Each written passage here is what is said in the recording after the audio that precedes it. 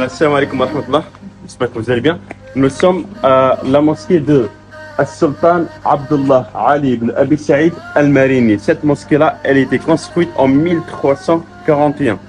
Rapidement, quand on parle de l'histoire, la ville elle existait depuis l'époque des Phéniciens, d'accord? Et puis il y avait les Romains, et puis arrivé les Byzantins, et puis à un moment donné, il y avait l'arrivée des musulmans avec les conquêtes, Mourabitin. Ah, et puis, il y avait Ziyaniyin. On a parlé des Ziyaniyin à Tlemcen. Ils sont arrivés jusque-là. Après Ziyaniyin, il y avait l'arrivée de Al-Mariniyin. Ah, Al-Mariniyin, là où la capitale c'était à Marrakech. Donc, en 1341, ils ont construit cette mosquée-là. D'accord? Si vous voyez bien, le minaret il est un peu différent. C'est pas le style des Mariniyin, des Marinites. C'est un style ottoman parce que cette ville a été récupérée en 1558, comme on l'a dit tout à l'heure, par les Ottomans qui ont renvoyé les Espagnols. Et quand ils sont arrivés, ils ont construit cette minaret au type ottoman depuis 1558. Donc la mosquée s'appelle la mosquée de Abdullah ibn Ali ibn Abi Saïd al-Marini, mais elle est connue aussi par la mosquée At-Tobbana. Ça veut dire quoi At-Tobbana? Ça veut dire quoi? Ça renvoie à quoi d'après vous? Hein? Top qui a dit top. Mashallah alek. En fait, les Turcs, qu'est-ce qu'ils ont fait? Quand ils ont arrivé ici, avec la mosquée, la résidence, etc., ils ont fait une maison pour le juge, une maison de garde pour protéger le lieu, mais aussi un centre médical. Et donc, At-Tibbuhuna, At-Tobbana. Donc, elle a été changée avec le temps. At-Tibbuhuna, At-Tobbana.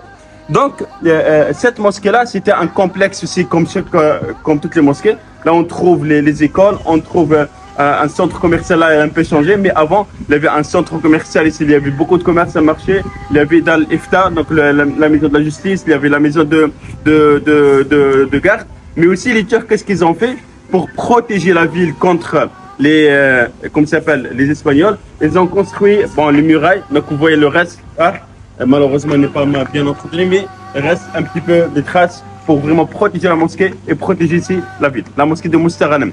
On va faire une petite visite à l'intérieur sur la Bidni Ta'ala et on va parler un petit peu sur quelques caractéristiques Bidni Ta'ala. Yallah.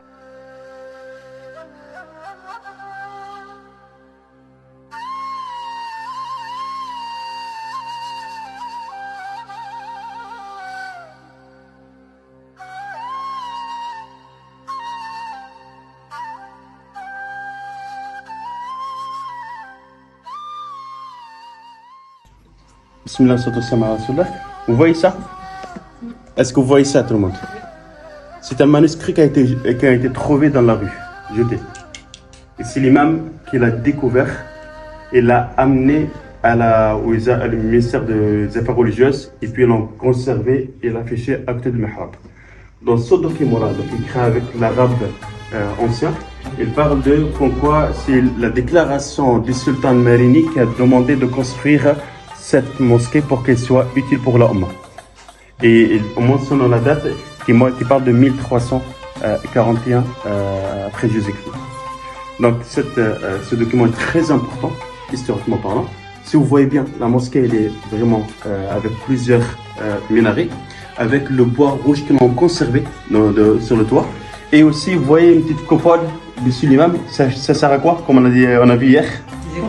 Voilà, c'est important. Donc c'est une mosquée très ancienne, donc elle a plus de 7 siècles d'existence.